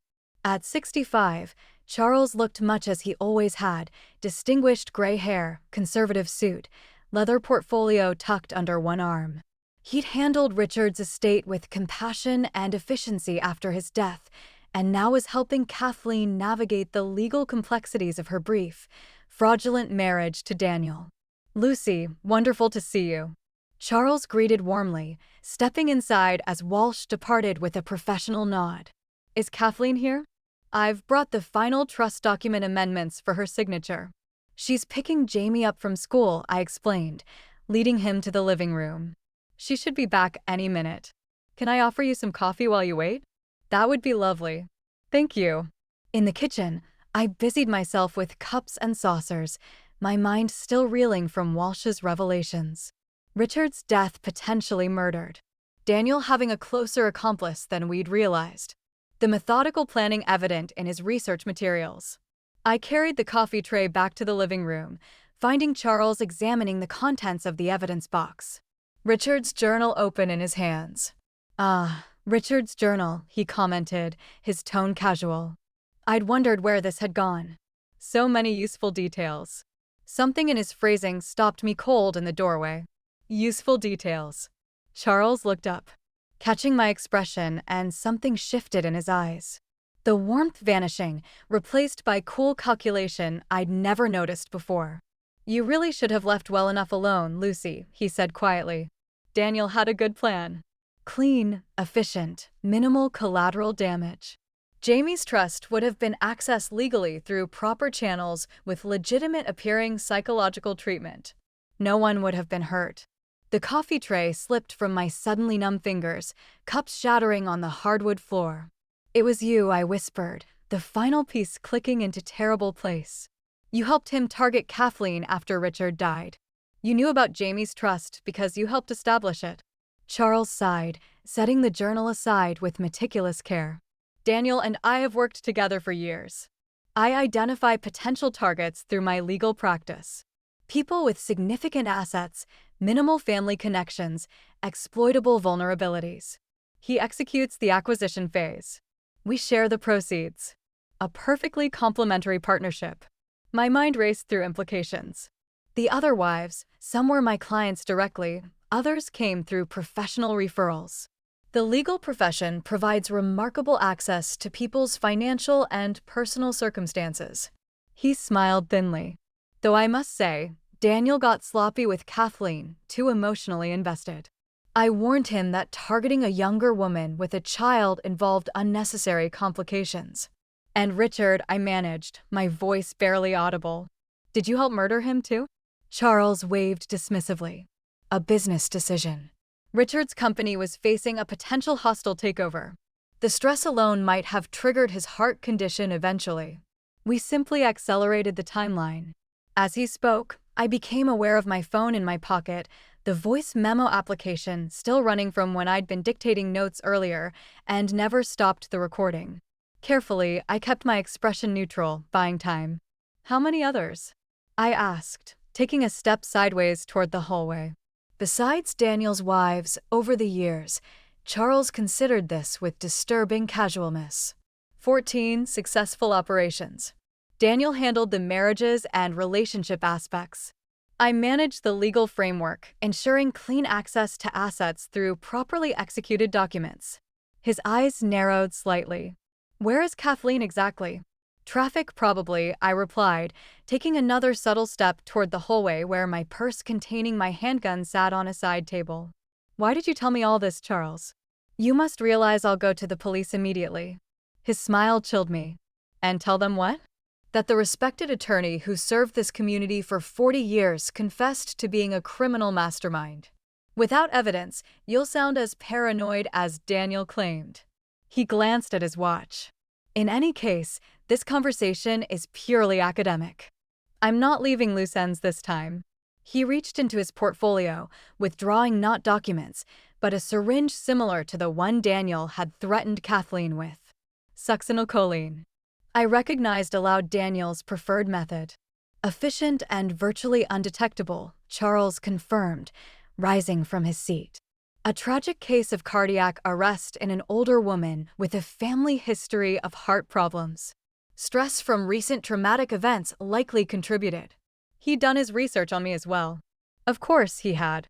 As he stepped toward me, the front door opened behind me, and Kathleen's voice called out, "Mom, why is there a police car out front? Did something happen?" Charles hesitated, the syringe half concealed against his leg. I seized the momentary distraction to lunge toward the hallway, grabbing my purse and withdrawing my handgun in one fluid motion that belied my 65 years. "Stay back, Kathleen," I shouted. "Call 911. Charles is working with Daniel," I heard Kathleen gasp, followed by Jamie's frightened voice and the sound of them retreating onto the porch. Charles and I stood frozen in tableau, his expression morphing from confident control to cold fury. "You won't shoot me, Lucy," he said, taking a measured step forward. "Not in your own living room. Not someone you've known for 20 years. I centered the sights on his chest, my hands perfectly steady. "I will if you take one more step. I've already lost one son-in-law to you people. Never again." The wail of approaching sirens penetrated the tense silence. Relief flooded through me as I realized the police car Kathleen had spotted wasn't a coincidence. Detective Walsh must have remained nearby, perhaps intending to return after I'd had time to process her revelations about Richard. Charles heard it too, calculation replacing confidence in his expression. With sudden decision, he lunged toward the back of the house. I fired once, the bullet striking his shoulder and spinning him against the wall. He slumped to the floor, the syringe skittering across hardwood, his expression a mixture of pain and disbelief. "You shot me," he gasped, clutching his bleeding shoulder. "You actually shot me." I told you I would, I replied, keeping the gun trained on him as heavy footsteps pounded up the porch steps behind me. You should have believed me. As officers flooded into the house, securing Charles and calling for medical assistance, I finally lowered my weapon, hands shaking with delayed reaction. Detective Walsh appeared at my side, gently taking the gun. We heard everything on the radio, she said quietly. Your phone call came through just as I was pulling away. You kept the line open the entire time. I hadn't made any call, then remembered the voice memo still recording in my pocket. Somehow, I must have triggered the emergency call function while documenting his confession. Kathleen rushed to me. Jamie held protectively behind her. Mom, are you okay? What happened? I embraced them both, the full impact of what we'd narrowly escaped washing over me. It's over, I assured them, watching as officers led a handcuffed, wounded Charles from the house. Really, over this time, in the months that followed, Charles Whitman's arrest blew the conspiracy wide open. His detailed records, seized from his office safe, provided evidence that connected all 14 operations across multiple states. Additional accomplices were identified and arrested. Restitution processes began for victims' families. Richard's death was officially reclassified as homicide. A year after that fateful wedding reception, we stood together, Kathleen, Jamie, and I, in the garden of Kathleen's new home across town. A simple memorial stone for Richard rested beneath a flowering cherry tree, finally giving us the closure that had been denied when we believed his death was natural. I still can't believe Charles chose our family, Kathleen said quietly as Jamie arranged small stones around the memorial. After knowing us for so long. That's what made us perfect targets, I replied. Familiarity created trust, and trust created vulnerability. Jamie looked up from his careful arrangement of stones. Grandma Lucy, is it okay that I sometimes still feel scared when I meet new people? I knelt beside him, choosing my words carefully. It's okay to trust your feelings, Jamie. That's what saved us. Remember your warning about what you saw under that table? He nodded thoughtfully, like a superpower. Exactly like that, I agreed. The superpower of paying attention. As we walked back toward the house together, I reflected on how our ordeal had changed us. Kathleen was more cautious now, but not bitter. She'd returned to teaching, finding purpose in her work with children. Jamie still had occasional nightmares, but spoke openly about his feelings rather than burying them. And I had discovered reserves of courage and determination I'd never known I possessed. We would always carry the scars of those terrible days, the betrayal, the danger, the loss of Richard. But we had survived, not just individually, but as a family, stronger in the broken places, as the saying goes. All because a 6-year-old boy had trusted his instincts and whispered a warning to his grandmother. Grandma Lucy, Jamie called from ahead where he'd raced up the porch steps. Can we have cookies for lunch? I promised to eat vegetables for dinner. I laughed, the sound free and genuine. Cookies for lunch? That's outrageous negotiation, sir. Is that a yes? He asked hopefully. It's a maybe, I replied, climbing the steps to join him. And in this family, that's practically a yes. Some battles, after all, aren't worth fighting, especially when you've already won the war.